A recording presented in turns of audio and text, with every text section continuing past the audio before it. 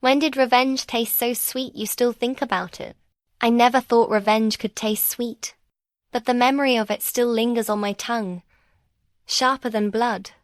Sweeter than honey. It didn't begin with rage, though. It began with silence. The kind of silence that presses against your chest until you can't breathe. Until every word you swallow rots inside you like poison. For years, I was the quiet one. The good one. The one who smiled at Sunday dinners even when I wanted to scream. My family lived on appearances, on carefully staged photographs and polite greetings that made us look like we were carved out of perfection. But behind the walls of our 2-story house, the air smelled of lies, resentment, and cheap bourbon. And then there was my brother, Ethan. 3 years older, effortlessly charming, always the golden boy. He was the kind of son who shook hands firmly with neighbors, who carried groceries for old ladies, who got coaches and teachers wrapped around his finger with a smile. He was also the kind of son who shoved me into walls when no one was watching, who stole from my wallet and convinced my parents I'd misplaced the money, who whispered things in my ear that I can't repeat without my stomach twisting. But I never told anyone. You see, in my family, Ethan was the future. My parents built their pride around him, brick by brick, his football trophies, his scholarships, his flawless smile in every Christmas card. And me? I was the shadow, the one who kept quiet so their golden boy could shine brighter. I learned young that speaking out wasn't an option. The first time I tried, I was 12. Ethan had broken my phone in one of his fits, slammed it so hard against the floor that the screen shattered into glittering shards. When I told my father, he didn't even look at Ethan. His gaze landed on me like a spotlight. "You provoke him," he said calmly, sipping from his glass. "Learn when to keep your mouth shut." My mother didn't even look up from folding laundry. So I stopped speaking. The years blurred together in a haze of bruises and slammed doors, until one night changed everything. Ethan came home drunk from a party, his cologne sour with beer. I was sitting at the kitchen table, studying for an exam, when he stumbled in. "Still pretending you'll amount to something," he sneered, grabbing my notebook and tossing it across the room. I told him to stop. Just that. A whisper, barely a protest. His hand cracked across my face before I even finished the sentence. It wasn't the first time he hit me, but it was the first time he left the mark where everyone could see it. A blooming bruise across my cheekbone, impossible to hide. When my mother noticed the next morning, she pressed her lips together and muttered, "Don't make trouble before Ethan's game. He needs to focus." That was when the silence inside me split open. I didn't cry. I didn't yell. I didn't run. I just sat there, staring at their carefully staged breakfast table, their plates lined up like soldiers, their silverware shining in the morning sun. Something inside me hardened. I realized that if I wanted justice, it wouldn't come from them. It would have to come from me. The idea of revenge didn't arrive all at once. It crept in slowly, like a whisper in the back of my mind. I started paying attention to Ethan's routines, the places he went when he skipped practice, the lies he told our parents, the texts that popped up on his phone when he left it carelessly unlocked. He had secrets, of course he did. The golden boy wasn't as spotless as they thought. He'd been cheating on his girlfriend with half the cheer squad. He'd stolen prescription pills from our neighbor's medicine cabinet. He'd been dealing small amounts at parties, using his charm to cover the stench of desperation. And I documented it all. I became invisible in my own house. While my parents beamed at Ethan, I memorized his passwords, copied his messages, saved screenshots in hidden folders. I followed him sometimes, heart pounding as I crouched behind parked cars, watching him hand off tiny plastic bags in exchange for crumpled bills. Each secret I collected was like loading a bullet into a chamber. The funny thing about revenge is how patient it makes you. I didn't want to hurt him in some obvious way. That would only bring pity for him and punishment for me. No, I wanted him to crumble under the weight of his own sins. I wanted the golden boy to rot in the sunlight of exposure. The perfect moment came in spring, just before his championship game. Scouts were coming. Scholarships were on the line. My parents were hosting a big family dinner to celebrate their star. Ethan was untouchable, or so he thought. But I had already set everything in motion. That evening, as laughter filled the dining room and my mother passed plates of roast chicken, my phone buzzed in my pocket. A scheduled post. Dozens of screenshots, videos, and messages flooding onto social media from an anonymous account I had created weeks earlier. Ethan's double life, laid bare for everyone to see. The first notification reached his girlfriend before dessert. The second reached his coach. By the time he realized what was happening, his phone was blowing up with messages, his face draining of color as if the life was being siphoned out of him in real time.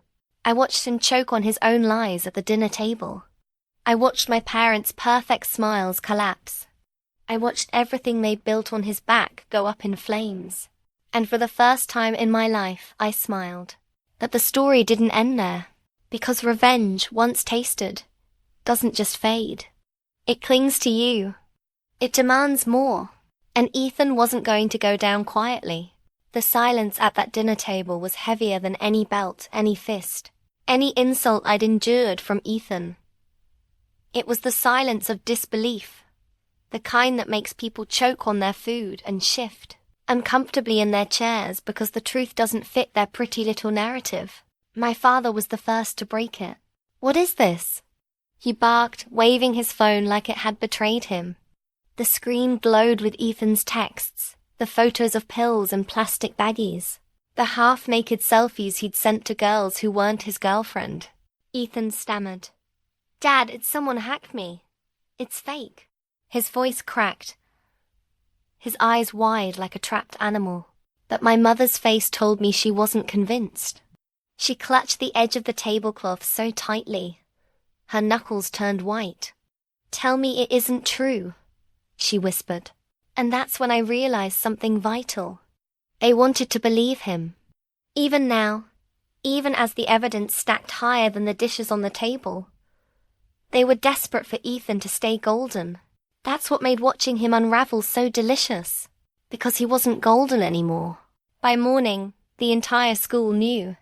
The screenshots spread like wildfire, bouncing from group chats to Instagram stories, to whispered conversations in the hallway.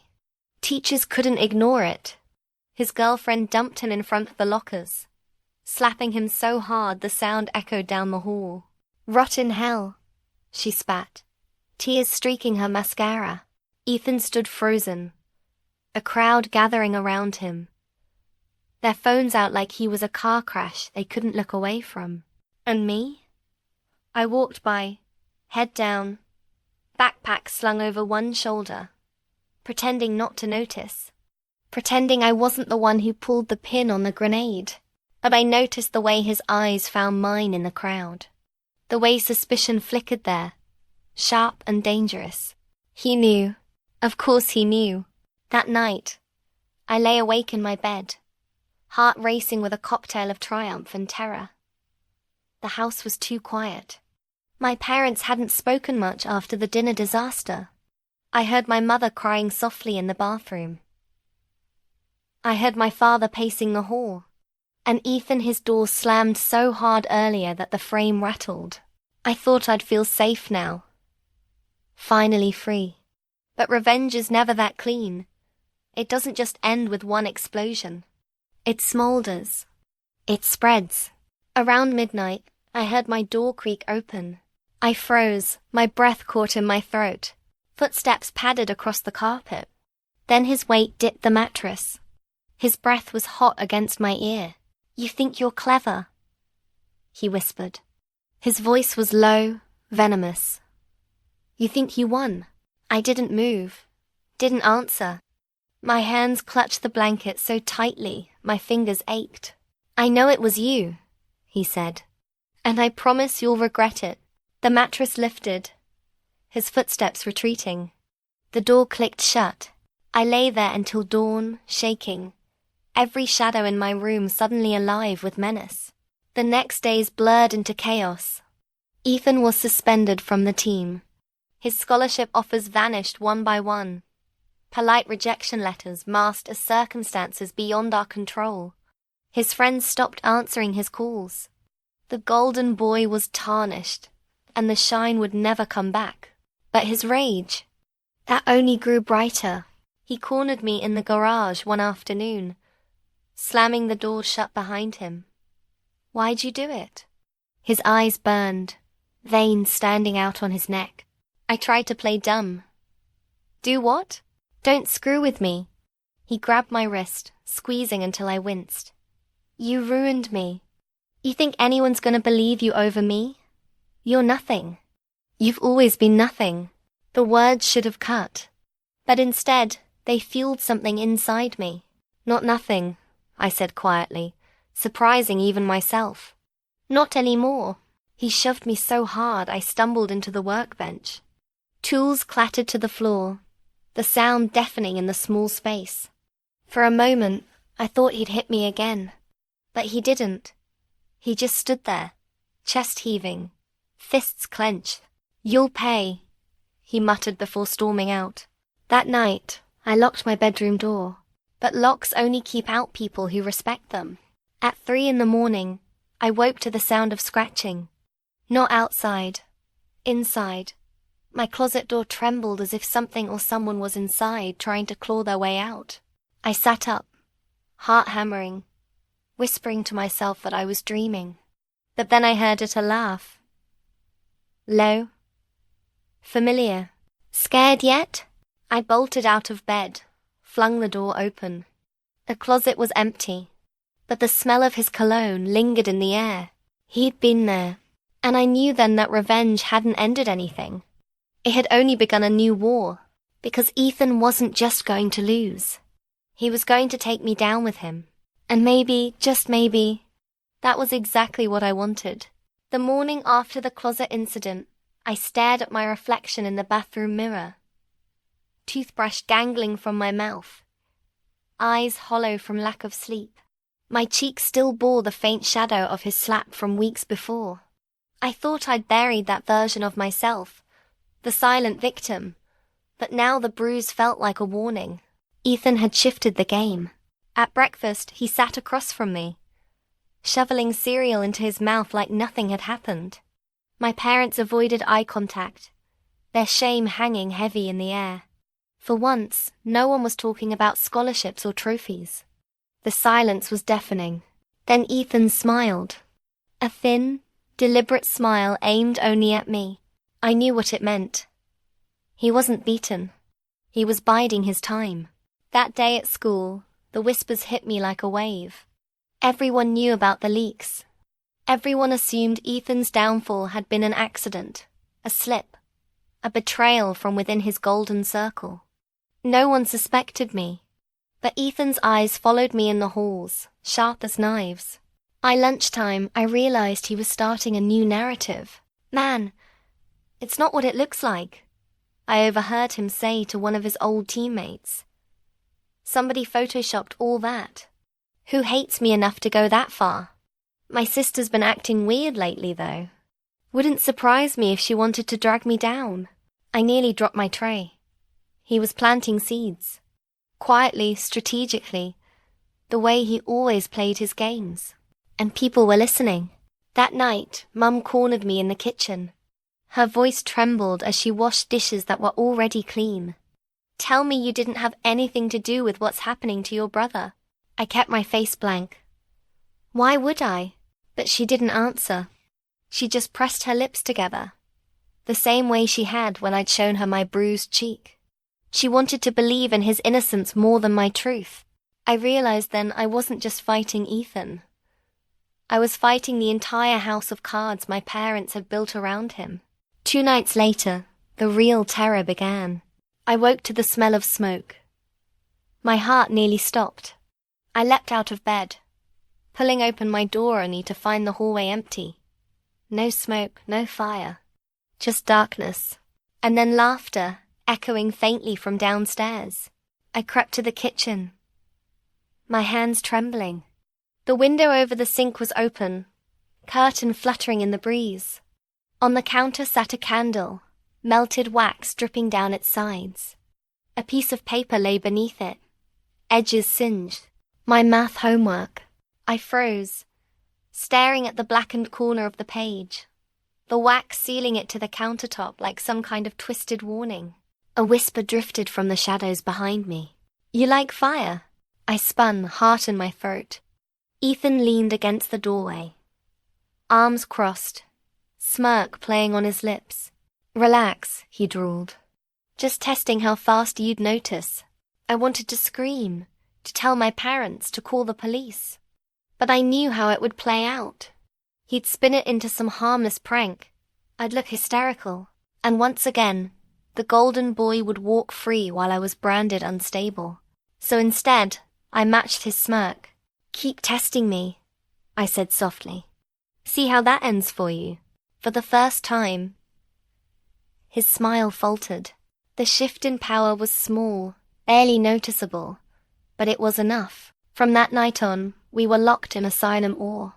He messed with me, constantly moving my textbooks, erasing my assignments, leaving cryptic notes like "you'll regret it" taped to my mirror. But I struck back in my own ways. I changed his passwords, forwarded his sketchiest messages to people he thought he could trust, planted doubts in the minds of anyone who still believed his golden facade. Every strike he made, I countered. Every threat he whispered, I mirrored. It wasn't just revenge anymore. It was survival. But the deeper we sank into this toxic dance, the more I realized something chilling. I wasn't the same person anymore.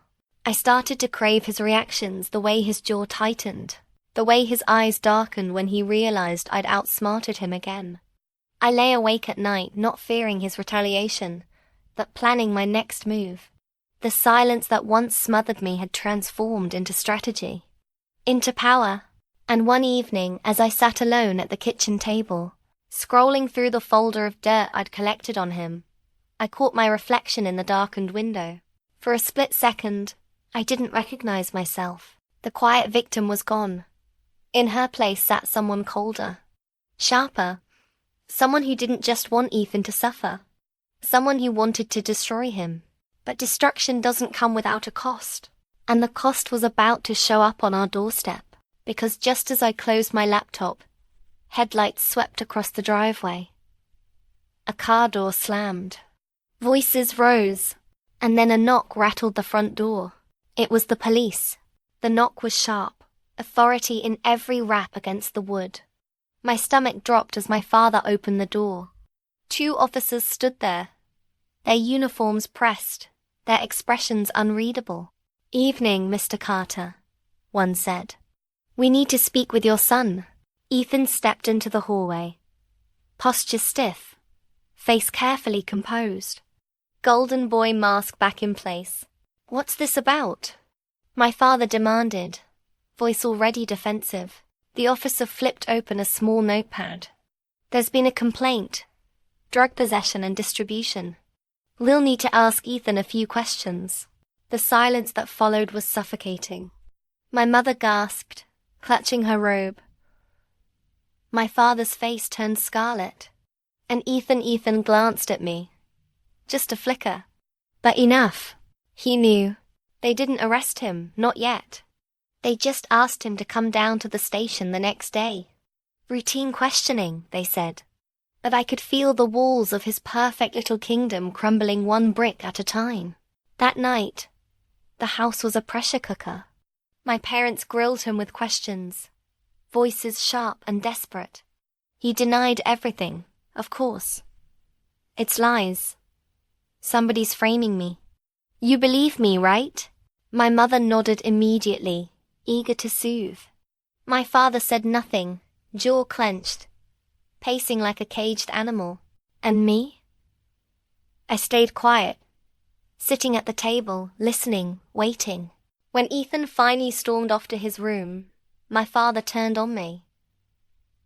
His eyes were bloodshot, his voice low and dangerous. "Did you have anything to do with this?" For a heartbeat, I thought about confessing, about spitting the truth in his face. But instead I said, why would I? He studied me like he could peel back my skin and read the secrets underneath. Finally, he turned away, muttering, if Ethan goes down, this whole family goes down. And that was the moment I realized my parents didn't just love Ethan more. They needed him. Without his shine, they were nothing. The next day, Ethan put on his best shirt, combed his hair just right, and walked into the police station with my father at his side. My mother cried at the kitchen table, wringing her hands like she was auditioning for a soap opera. I stayed home, alone, waiting. Hours passed. Then the front door slammed. Ethan stormed inside, face flushed with fury. He shoved past my mother and came straight for me. You did this, he hissed, grabbing me by the collar. His breath was hot, rancid with rage. You're the only one who hates me enough. I didn't flinch. Not this time. Prove it, I whispered.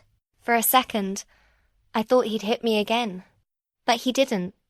He just shoved me hard enough that I stumbled into the wall, then stormed upstairs. My parents followed, their voices muffled through the ceiling. Words like evidence and lawyer floated down the staircase. I sat on the couch, heart pounding, because Ethan wasn't wrong. It was me. And I wasn't finished. Later that night, when the house was finally quiet, I crept into his room. His phone was charging on the nightstand, passcode already burned into my memory. I unlocked it, scrolling quickly, snapping pictures of every incriminating message, every video, every contact. My stomach twisted with each discovery. He wasn't just dealing pills. He was into harder stuff too. He'd covered it well, but the trail was there if you knew where to look. As I slipped the phone back, my eyes landed on something I hadn't expected. A small black notebook under his pillow. I pulled it out, fingers trembling as I flipped through the pages. It wasn't school notes. It was a log of me, page after page detailing my habits. What time I left for school, what time I came home, who I talked to, what I ate, even what I wore. He'd been watching me, studying me, like I was prey. A cold chill ran through me. I shoved the notebook back and crept out of his room, pulse hammering in my ears. That night, I couldn't sleep. Every creak of the house felt like him creeping closer. Every shadow felt like a trap. My mind raced with possibilities. If I kept pushing, if I kept exposing him, he wouldn't just ruin me socially. He'd hurt me. For real. And yet, lying there in the dark, clutching the blanket to my chest, I knew one thing with absolute certainty. I wasn't backing down. Because for the first time in my life, he wasn't untouchable. For the first time, he was the one scared of me. But fear makes monsters. And I was about to learn just how monstrous Ethan could become. The very next evening, as the sun dipped below the horizon, I walked into my room to find something waiting on my bed. My calendar. The one I used to track exams, due dates, birthdays. Every single day was marked with the same word, written in thick black ink. Payback. The word payback screamed at me from every square on the calendar. Thick black letters bleeding through the pages. I stood frozen in the doorway, my pulse racing, my mouth dry. He hadn't just threatened me, he'd mapped it out, like a promise written in ink. And then I noticed the detail that made my stomach twist. He'd circled tomorrow's date. Twice. I tore the calendar off my bed and stuffed it deep into my backpack before anyone else could see. My parents wouldn't care.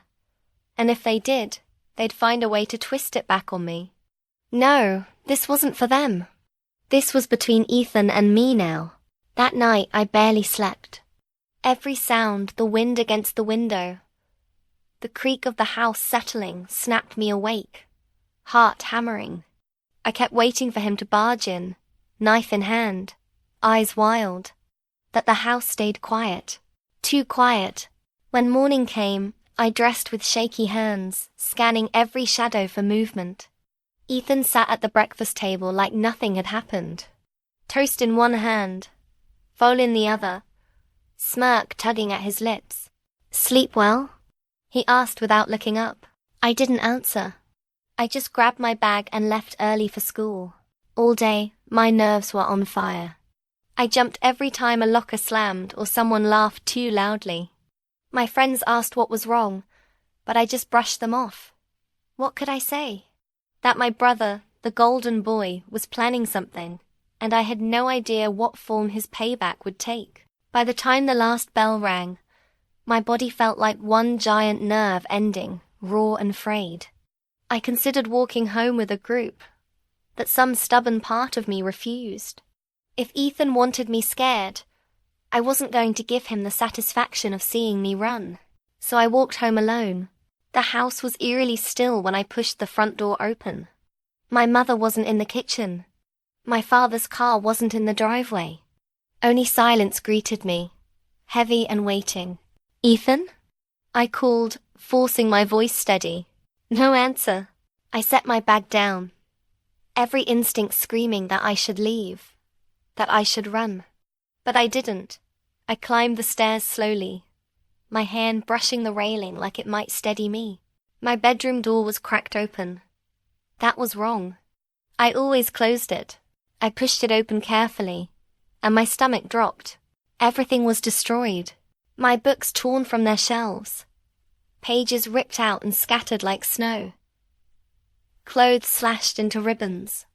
My mirror shattered, jagged glass glinting in the carpet, and written across my wall in thick black spray paint were the words, "You can't hide." My knees nearly buckled. I staggered back, hand over my mouth, my sanctuary gone, my space, my safety violated. I spun at the sound of laughter behind me. Ethan leaned against the doorway, arms crossed, that same infuriating smirk plastered on his face. "Like it?" he asked, gesturing to the wreckage. "Consider it." A preview. Rage boiled up in me, white-hot and uncontrollable. "You're insane." He stepped closer, lowering his voice. "No, I'm inevitable. You think you've won because you embarrassed me, because you whispered poison into everyone's ears. That was round 1, little sister. Round 2. That's when I finish it." For a moment, I actually thought about lunging at him, clawing at him until one of us bled. But I forced myself still, nails digging into my palms. He wanted a reaction. He fed on it. So I did the one thing he didn't expect. I smiled. "Good," I whispered. "Keep playing. Let's see who breaks first." His eyes flickered just for a second, but I saw it. Doubt. A crack in his armor. He stormed past me, shoving my shoulder hard enough to make me stumble. "You don't know what you've started," he spat before slamming his door. I stood in the ruins of my room, chest heaving, heart pounding so hard I thought it might break free. The air stank of spray paint and something darker, something rotten. But beneath the fear, a new feeling coiled inside me. Resolve. If he wanted war, he'd have it. But I wasn't going to fight by his rules. I wasn't going to let him drag me into fists and broken bones. No. I'd dismantle him piece by piece, until there was nothing left of the golden boy but dust.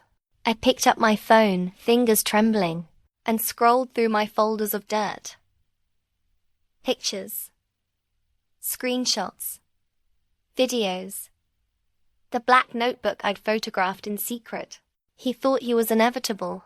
But inevitability works both ways. Because by the time I was done, Ethan wouldn't just lose. He'd beg me to stop. And I wouldn't. Not ever. I'd already crossed the line. And there was no going back. I spent that night rebuilding, not my room, but my plan.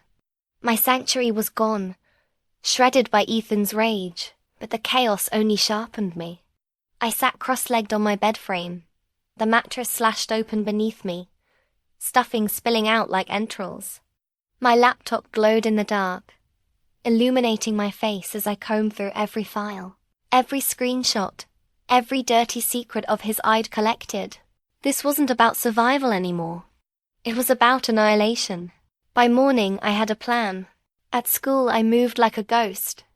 Everyone was still buzzing about Ethan's suspension, his fall from grace. Whispers followed him down the hall like shadows, though some still clung to denial. He's just being framed. Somebody's jealous.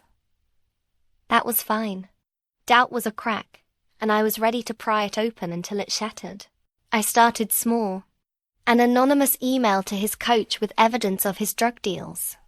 Another to his girlfriend's parents with screenshots of his texts to other girls. Then a carefully timed drop of his black notebook scans posted from another anonymous account, of course. Not all of it, not yet. Just enough to get people whispering that Ethan wasn't just reckless. He was dangerous. By lunchtime, I watched him slam his locker shut hard enough to rattle the metal row. His friends were pulling away. His teammates avoided his gaze. Even the teachers looked at him differently now. And then he looked at me. Our eyes locked across the cafeteria, and I saw the realization that someone was orchestrating his downfall with precision. That someone was me. His tray clattered to the floor as he stormed toward me. Conversations hushed. Chairs scraped back. I braced myself, but instead of hitting me, he leaned down, his lips close to my ear. "You think you're winning?" His voice was a low growl. "You're not destroying me. You're just making me worse." He pulled back, smiling like the devil himself, and walked away. I didn't eat another bite. That evening, I came home to find the house dark, my parents' car gone. For a moment, I thought I was safe. But when I opened the fridge, a folded note fell to the floor. I picked it up, hands trembling. 4 words, written in his jagged scrawl. "Tonight, it begins." My blood turned to ice. I bolted upstairs to my room, checking every corner, every shadow. Nothing. Then I checked my bag, my folders, my laptop. Everything was there untouched. But that only made it worse. Because if he didn't take anything, then what had he done? The answer came at midnight. I woke to the shrill ring of my phone. A number I didn't recognize. Against every instinct I answered. Static crackled. Then a voice, slurred but unmistakable. "Ethan, you like games, don't you?" He whispered. "Let's play one. You've got until sunrise to find out what I did. If you don't," he chuckled, "you'll wish you were dead."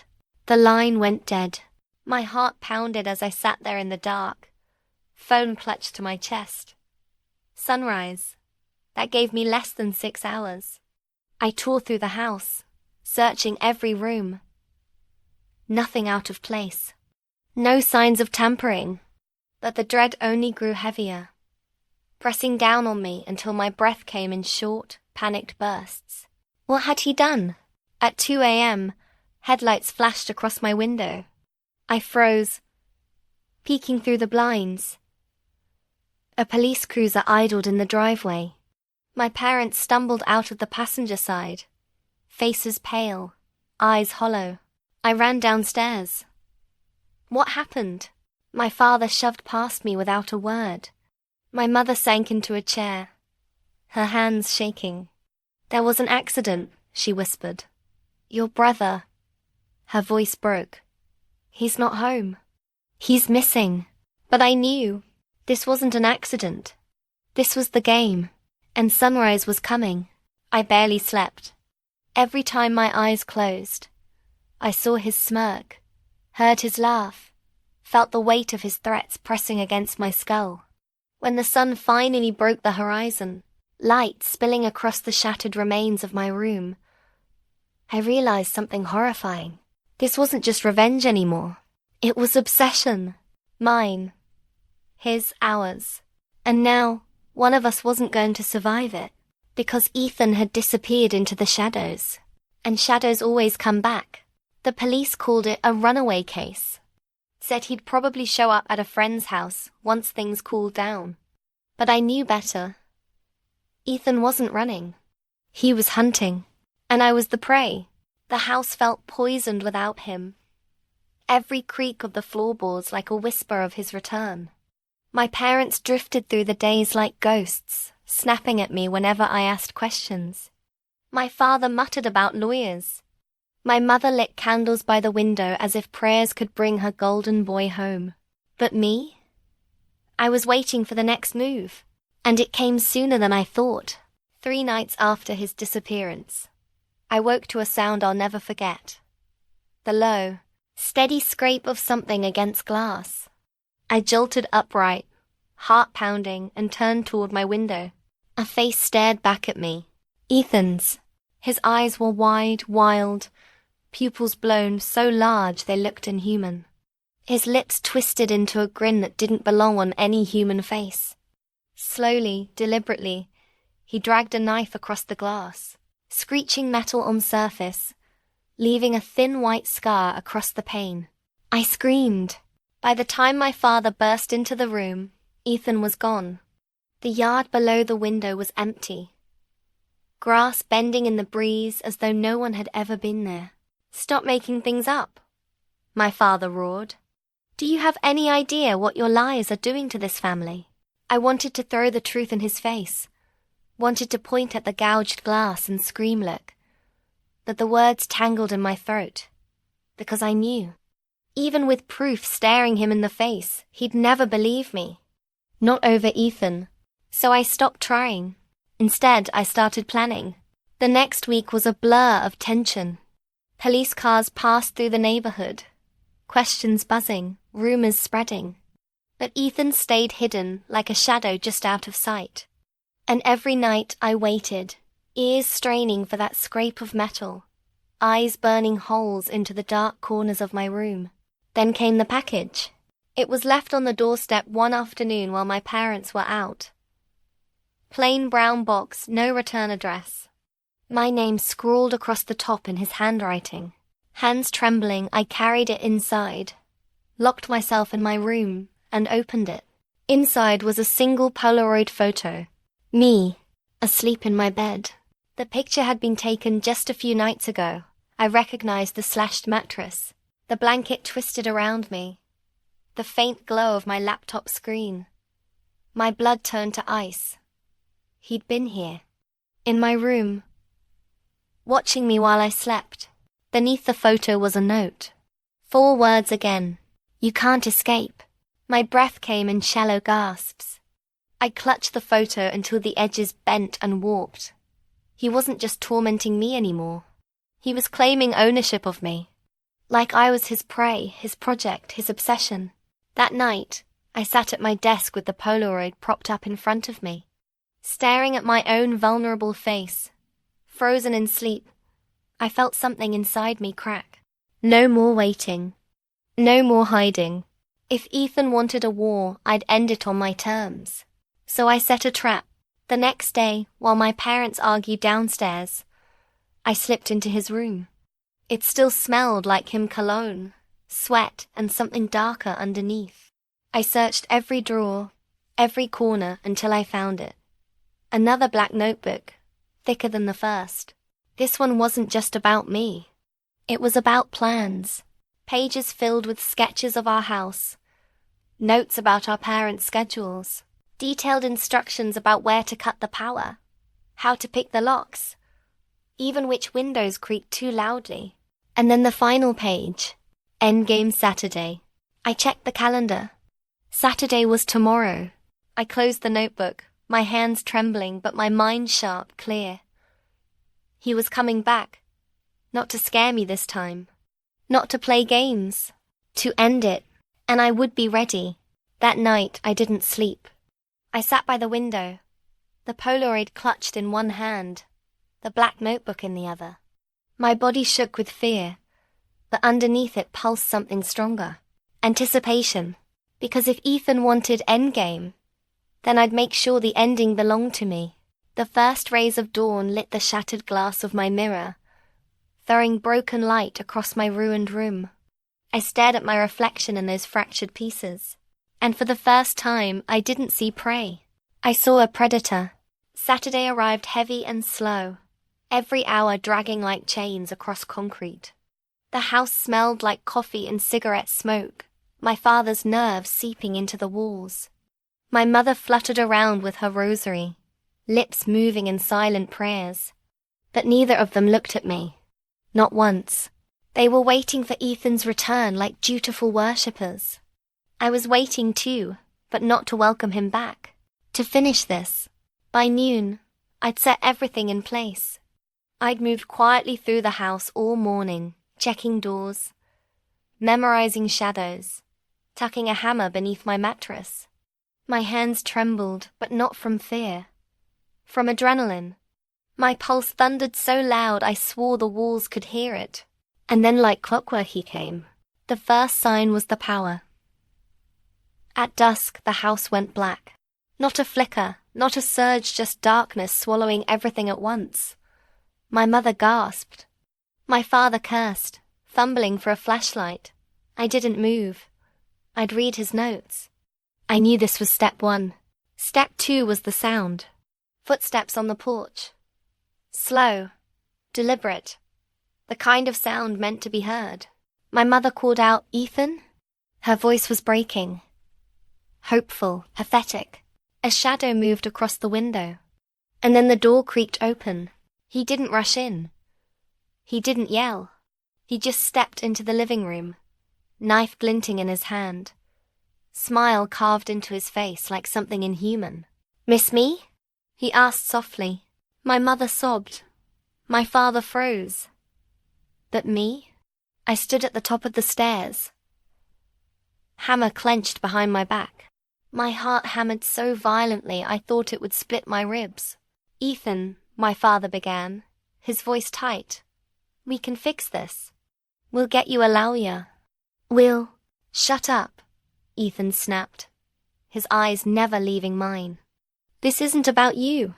His gaze pinned me like a predator cornering prey. And in that moment, something inside me clicked. All the years of silence, all the bruises, all the whispers I'd swallowed, they solidified into a single truth. Tonight, one of us wouldn't see the morning. He started up the stairs, slow and deliberate, dragging the knife along the railing. The metal screeched with every step. I didn't wait. I swung. The hammer connected with the banister inches from his hand, the sound exploding through the house like a gunshot. He flinched, snarling, and lunged. We collided halfway up the stairs, his knife flashing, my hammer swinging wildly. My parents screamed below, frozen statues in the chaos. His weight slammed me against the wall, blade slicing through my sleeve.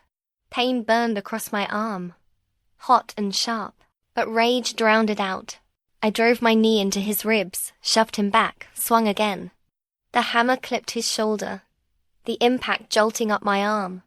He grunted, eyes blazing with something feral. "You think you can beat me?" He spat. "You're nothing without me, nothing." The words should have broken me. Once they would have, but not anymore. I swung again, this time catching his wrist. The knife clattered to the stairs, spinning down into the dark. He roared, lunging at me barehanded, fingers wrapping around my throat. For a moment, stars burst in my vision, my lungs clawing for air. His face loomed inches from mine, twisted and monstrous, but my free hand still gripped the hammer. With the last of my strength, I swung upward. The claw end sank into the side of his head with a sickening crack. His eyes went wide. His grip faltered, and then he toppled backward down the stairs, body hitting each step with dull, heavy thuds until he landed in a crumpled heap at the bottom. Silence. Only my ragged breathing filled the air. My mother screamed his name, rushing to his side. My father shouted for an ambulance, fumbling with his phone. I stood frozen, hammer slick in my hand, chest heaving. Ethan groaned, blood pooling beneath his head. His eyes fluttered open, hazy but still burning with hate. He tried to speak, lips forming words that came out as a wet rasp. "Not over." And then his head slumped sideways. The sirens came minutes later. Red and blue lights bathed the house as paramedics swarmed. They loaded him onto a stretcher, voices urgent, movements sharp. My parents followed, frantic, begging, praying. But I stayed on the stairs, hammer still in my grip, my body trembling with the weight of what I'd done. Through the chaos, one thought cut clear and cold. Revenge hadn't just destroyed him. It had destroyed me too, because as they wheeled him out, broken and bleeding, I realized I didn't feel guilt. I felt satisfaction. And that was the moment I stopped recognizing who I was. The hospital kept him alive. That was the headline my parents clung to when they came home that night, their faces hollow and trembling. Ethan was in critical condition. Skull fracture, broken ribs, a collapsed lung. But he was breathing. He's strong, my mother whispered, clutching her rosary so tight her knuckles went white. He'll pull through. I sat at the kitchen table, hands still trembling, hammer marks etched into my palms where I'd gripped the handle. My father hovered in the doorway, eyes darting between me, and the bloodstains still splattered on the stairs. You should be ashamed, he said finally, his voice shaking with fury. He's your brother. The words slid off me like water. Ashamed? No, not anymore. I didn't say it, but we both knew the truth. If I hadn't swung that hammer, I wouldn't be sitting there. I'd be the one in a hospital bed or worse. The police came, of course. They asked questions, took notes, snapped photos of the wreckage. My parents insisted it was self-defense, but their tones betrayed them. They weren't protecting me. They were protecting him, even now. The golden boy couldn't be a monster, not in their story. But I didn't care about their story anymore. The following week crawled by. The house was quiet, suffocating, every corner echoing with memories of what had happened. My parents visited Ethan daily, whispering updates into the phone when they thought I wasn't listening. He's waking up. He asked for water. He said her name. My name. I didn't ask what else he said, because I already knew. The first time I saw him after that night, he was strapped to a hospital bed, tubes snaking out of his arms, machines beeping steadily. His face was pale, stitches crawling along his temple like black ants. And yet when his eyes found mine, they gleamed. You didn't finish it, he rasped, voice shredded but venom intact. You'll never be free. Not while I'm breathing. My parents rushed to his side, shushing him, stroking his hair, cooing like he was a wounded saint. I stood in the doorway, silent, watching, the hammer's weight still ghosting in my hand. I realized then that they would never see the truth. Not in him, not in me, not in the years of bruises and screams they'd ignored. To them, I'd always be the shadow, the jealous sibling who couldn't handle living under perfection. But I didn't need their validation anymore, because I had my revenge. And it wasn't finished yet. Over the next months, Ethan's recovery was slow. He came home eventually, moving gingerly, bandages still wrapped around his ribs. My parents hovered constantly, fussing over him, ignoring the way his eyes followed me like a hawk. Every glance was a promise. The war hadn't ended. It had just changed form. But something had shifted in me too. I wasn't afraid anymore. I didn't jump at shadows or tremble under his threats. I met his stare with one of my own, steady and cold, and sometimes I swore I saw something flicker in his eyes. Fear. The golden boy was cracked now, broken in ways even he couldn't hide. His friends avoided him. His coaches cut ties. The neighborhood whispered. And every time he tried to rise, I was there with another reminder, another whispered secret, another drop of poison into the perfect image he was desperate to rebuild. I became the shadow he couldn't escape. One night, months later, I caught him in the hallway, leaning on his cane, eyes burning. He stepped close, breath hot against my ear. You ruined me, he hissed. I leaned closer, whispering back, "No, you ruined yourself." I just made sure everyone saw it. His lips twisted, but he didn't respond. He couldn't, because deep down, he knew it was true. That was the sweetest part of revenge, not just watching him fall, but knowing he could never climb back up. Not with me standing on the rungs above him, smiling, daring him to try. I still think about that night on the stairs, about the sound of the hammer connecting, the way his body crumpled. It replays in my head sometimes when the house is too quiet, and I wonder if I'd do it again. The answer always comes quick, sharp, undeniable. Yes, because revenge doesn't end. It lives in you, grows roots, becomes part of who you are. I'm not the quiet, beaten-down shadow anymore. I'm something else. Something harder. Something colder. The day I swung that hammer was the day I stopped being afraid. The day I tasted revenge. And even now, long after the blood has been scrubbed from the stairs, I can still taste it on my tongue. Sweet, sharp, unforgettable. That was the day I stopped recognizing who I was.